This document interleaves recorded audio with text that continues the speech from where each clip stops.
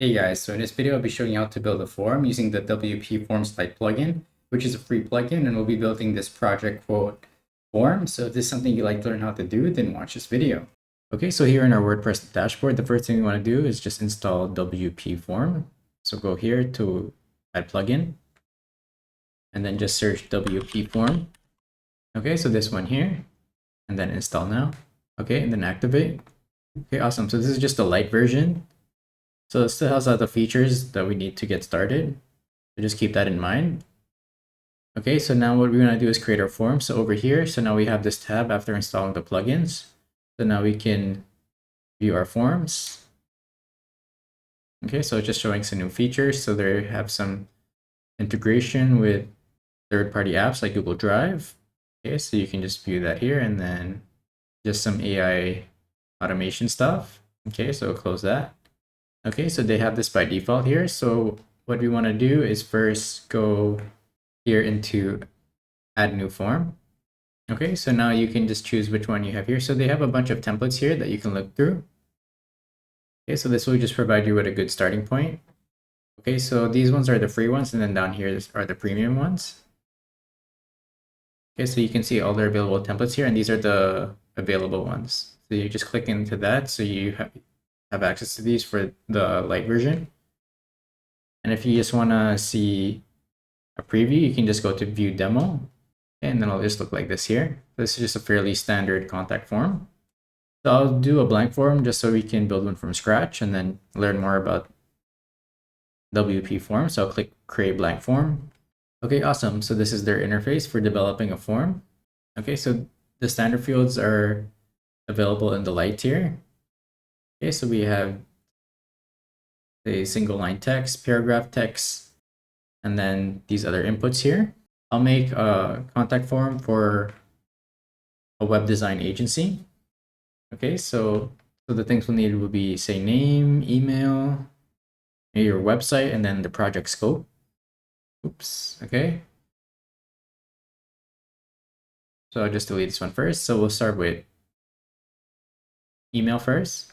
It says that's the main point of contact for the lead, so that's the most important. Okay, and then after that, we'll do name. Okay, and then after that, we'll do a single line text, and then we can do a drop down. So this up, I'll move this one up. So they have a nice interface here where you can rearrange the order. Okay, and then lastly, I'll do a paragraph text. This will be the project scope. Okay, so you can click into one of the fields here, and then you can edit the settings. Okay, and then we can make this required. Okay, so make that required, and then here we can go into advanced, and then you can edit the sizing. See, so just like that. So just keep it by default. Okay, and then you can hide the labels here. So if you hide the label, then you won't see this field, but I'll just keep all that. In that case, say if you already have email here, say if you want it to look more clean, then you can just make it like that so that this label won't show. Okay, and then you can add default values as well. And then if you want to add some custom CSS, you can just give it a class for the specific field. Okay, so I'll just keep it by default, and then I'll just remove the placeholder so it's not redundant. Okay, so this is good. Again, you can add a description if needed. So you enter an email, so it'll look like this. This is say something, if there's something more complex, like a question, then you can give a better description. Okay, next let's go here into name. You can just choose what you want. Say, just keep it simple, just in one field. So it's less fields for the user. Okay, so that's good. And then drop down, so we can say different services. So say web design, e-commerce, and then say web maintenance. Okay, so when you click into that, then I'll choose the options here, and then we can make it required or not. So the only thing I'll make required is the email, just because that's the most important. And then here will be, say, your website URL, and then if any. Okay, so if they have a website or not, then they can add it in here. That'll help with giving a reference to their project scope. Okay, and again, you can look through here again, so you can limit the amount of text and then give it a default value. So it's the same as the other fields, same options. And then lastly, paragraph text. So we'll do a project scope. Okay, and then we can give this a placeholder, say enter the description of your project, something like that. Okay, so I think this is a good starting form. Okay, we can look here into settings. So if you want to do any spam protection, so it's on by default, so let's just keep it like that. And then themes, so you can do different colors here. So this is the form here, so let's just give it some different styling. So let's just change the background to make it more apparent. Okay, so that's for the fields. Okay, so I'll just put that back to how it was. So I'll just give it the white. Okay, and then you can see the different colors here, different styles. You can go through these, but again, some of these are for the pro users. Okay, so I'll just keep it as default.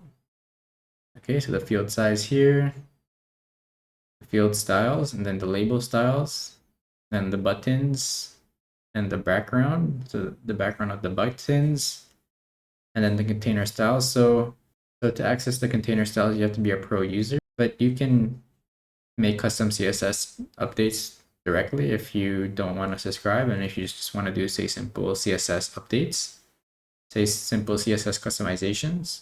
Okay, so that's good. Okay, back to settings and then notifications. So this is important. You want to make sure that the send to email address is correct. So it's set to the admin email. So just double check that that's correct. And then you can add more here if needed. Okay, so I'm using a staging site, so this doesn't have SMTP. But if you're on a standard hosting plan, then it should come with SMTP already. So you don't need to worry about this. And if you do, then you can just install this SMTP email plugin, and then you can connect your email hosting. Okay, and then just keep it here by default. So I'll just give you the from email, and then I'll give you all the fields. So this is what the email will look like when it's sent over to you. So I'll just show all the fields for the submission. Okay, and then you can select different templates here. So I'll just stick to it by default, but you can look through the different templates here. So click view templates, and then you can just view the templates over here. Okay, and then confirmation. So once the user submits a form, then this will be the message. Okay, and then they have other settings here. So these are the premium features. So you'll have to be subscribed to the pro plan. Okay, so you can just look through that here if any of these are of use to your business.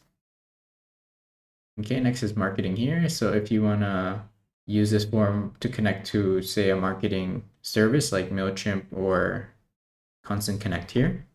Okay, and then payment. So if you want to accept payments on your form, then you can do it here. So you just need to connect your Stripe account. So I won't cover payments in this tutorial, but if there's any interest, then let me know in the comments, and then I can work on it in a future video. Okay, great. So now I'll show you how to embed the form. Okay, and then just to set up. So I'll just name the form. So we'll name it Web Design Quote. Okay, and I'll save that. Okay, and then we can preview the form here. So it looks like this now. If you see over here, you can enter the email, the name, and then the drop down.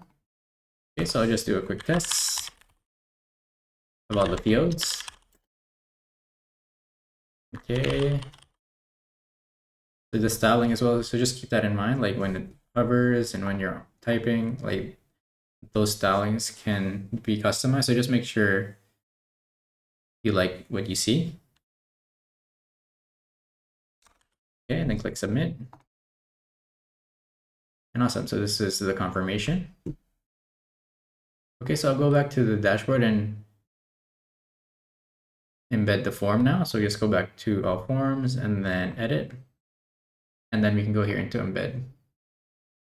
Okay, so I'll just add it to my home page. So you can either create a new page or select the existing page. So I'll select existing page and go here to home page and click let's go.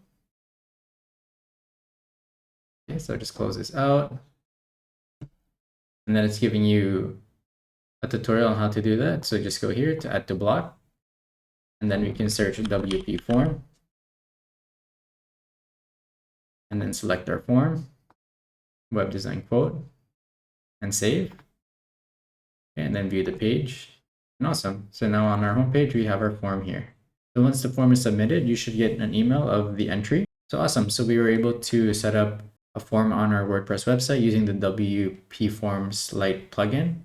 Okay, so lastly, I'll just look over the pro features. So you can check over here. They're having a Black Friday sale. Lowest tier plan, it's the $49.99 one.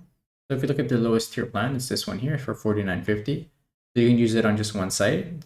So that would be the best license to go with if it's just for one site, and you can see all the features available over here.